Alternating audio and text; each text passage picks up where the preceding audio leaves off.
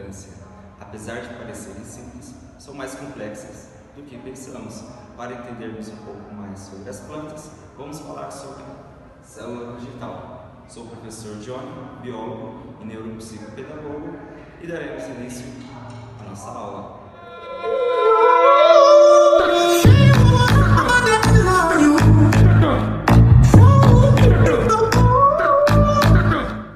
Vamos lá então. Iniciando a aula, eu começo com uma pergunta. Por que somos diferentes? O que difere você de uma simples planta? Há vários fatores. Só de olhar dá para saber a diferença. Uau! Mas o que você tem em comum com uma planta? O que ela tem que você também tem? O que ela não tem que você não tem? Eu não tenho folhas. Então isso já é uma característica que nos diferencia. Mas há outros conceitos que a gente a olho nu não consegue ver, mas que somos iguais.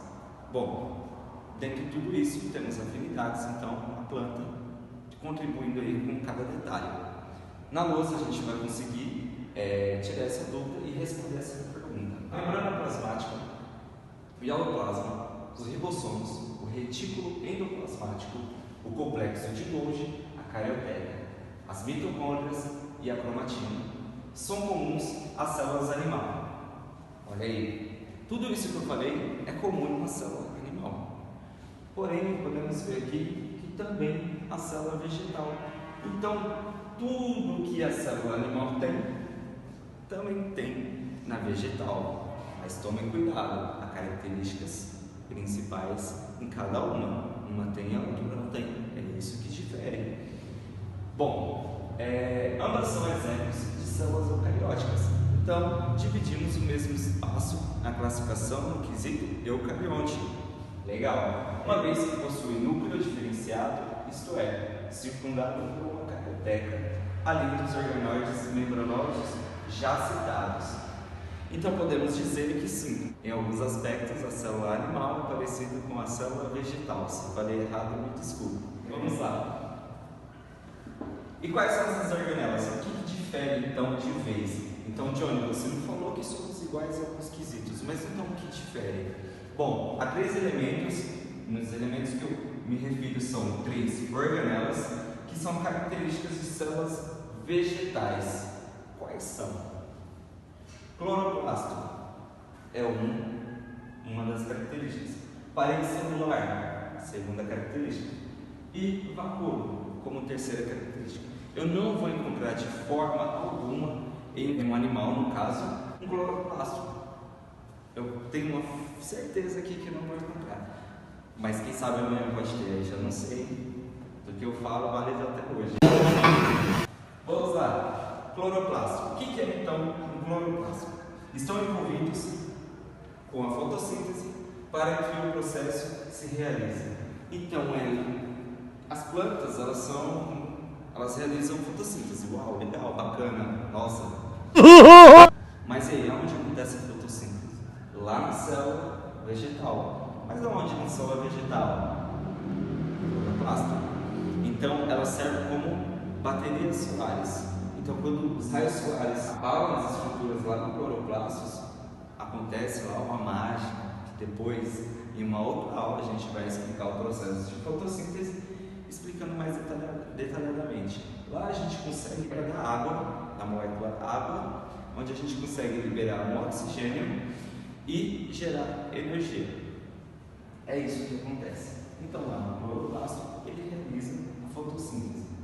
Já a parede celular é uma estrutura de celulose resistente e flexível que delimita as organelas numa célula vegetal. Então, não sei se vocês já comeram, não sei porque tem gente que nunca, algum vegetal. Quando você coloca um exemplo aí, uma folha, uma couve, pode ser uma couve, uma salada, uma alface americana, que é um exemplo magnífico. Quando você coloca na sua boca e morde, ela não tem um aspecto rígido e parece que é crocante mesmo você fazendo som? Quando você morde, você está quebrando as paredes celulares. Por isso, então o que você está comendo? São estruturas de celulose. Então o que dá flexibilidade, por isso que a folhinha ela é flexível e ao mesmo tempo resistente. Por isso que ela consegue ficar em pé. Entenderam? O vacúolo. O que é esse tal de vacúolo? Trata-se de uma grande bolsa central que preenche praticamente toda a célula vegetal. O que tem dentro dessa célula, dessa organela? Vacúolo. Lá dentro a gente vai ter líquidos, sais minerais, alguns cristais, enfim, vai estar coisas úteis para a planta. E é o que a gente consegue dizer também, onde participa da grande osmose, onde cada célula se comunica com a outra entre suas próprias de líquidos, que é num processo chamado osmose.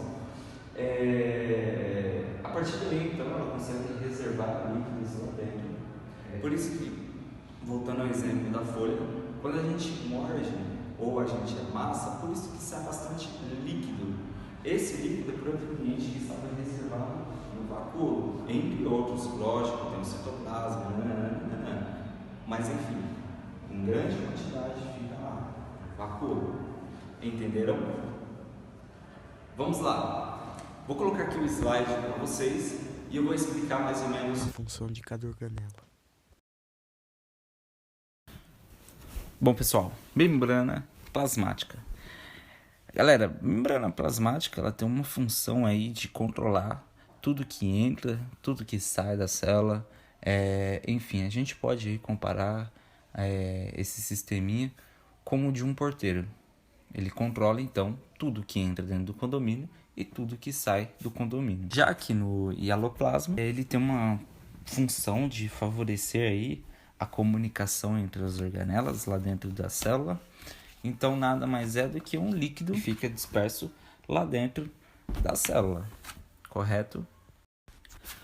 Agora já o ribossomo, pessoal, ele tem uma função aí especial, que seria o quê? A síntese proteica. Como vocês podem estar vendo aí no slide, isso que está em marrom, que parece uma coxa de frango e tal, é o que se trata de um ribossomo.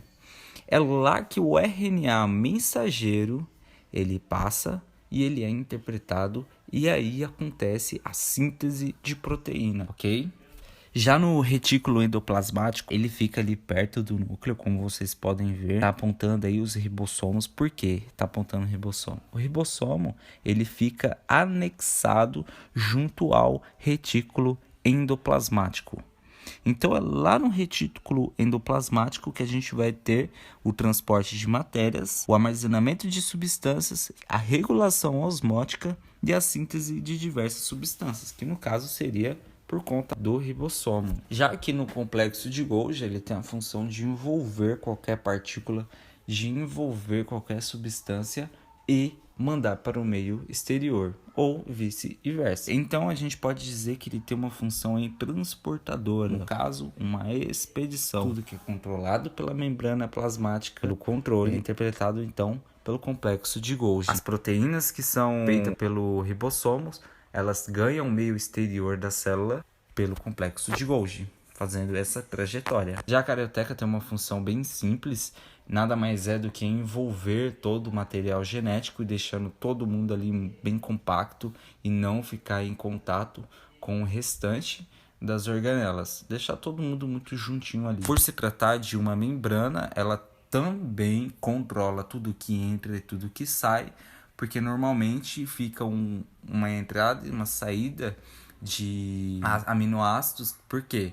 Por conta do RNA mensageiro, que sai de lá de dentro do núcleo, aquele fragmento para a produção da proteína lá no ribossomo. Já na mitocôndria, ela tem uma função de catalisar tudo aquilo que possa gerar energia. Então é lá na mitocôndria que a gente consegue transformar, um exemplo aí, o acetil-CoA em energia. O acetil-CoA, para quem não sabe, seria o produto aí da quebra de diversas vezes da quebra da glicose. Então, quebrando a glicose como produto, a gente vai ter o acetil-CoA, que ele é quebrado ali na mitocôndria, gerando então a energia. Já aqui no cloroplasto, como eu havia dito, ele tem uma função indispensável, que seria a fotossíntese. Então é lá que acontece a grande mágica. É onde a célula consegue pegar ali os feixes de luz solar mais a água e transformar isso em glicose, que seria o alimento da planta.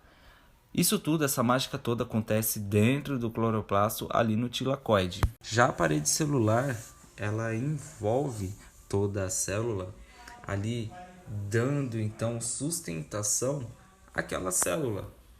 Então ela protege ainda contra impactos mecânicos e patógenos. Então por isso que ela é um pouquinho rígida, por causa da sua proteção de celulose, que é denominada então parede celular. Já o vacúolo tem uma função de armazenar líquidos, compostos e sais minerais, proteínas, cristais e tudo mais.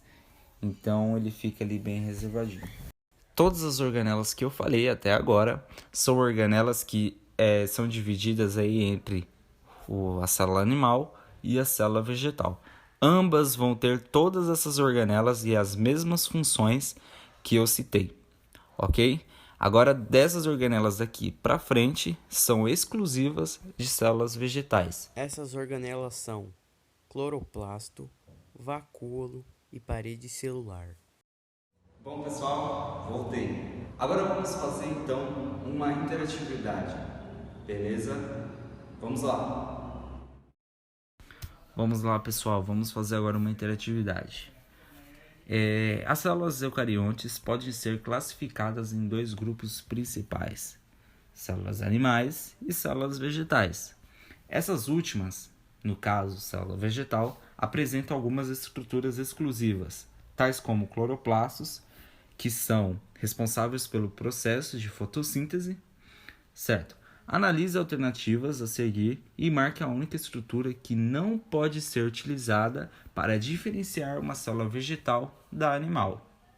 Então vamos dar uma olhada aqui na alternativa. Como alternativa A, a gente tem cromoplastos. Como alternativa B, leucoplastos. Alternativa C, vacúolo de suco celular.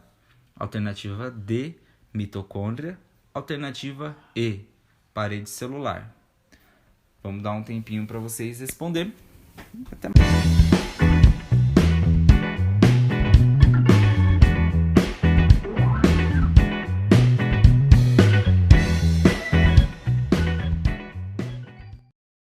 Voltei de novo. Então, pessoal, a resposta vai ser dada no próximo vídeo. Então, dê uma pensada aí. Volte o vídeo se não entendeu. Veja de novo que a resposta está aqui no vídeo. Está escondido em algum lugar. Por aqui. Beleza? Pessoal, lá no slide, antes da interatividade, eu falei então sobre a característica de cada organela, sempre ressaltando a afinidade que tem com a célula vegetal, com o animal, certo? E dei uma ênfase maior ainda no cloroplasto, na parede celular e também no vacúolo. Se vocês ficou com alguma dúvida, coloque aqui no comentário que depois eu respondo, ou até mesmo gravo outro vídeo respondendo as perguntas e as dúvidas, tirando essas dúvidas aí que ficaram. Espero que tenham gostado e obrigado. Até mais. E o bicho também.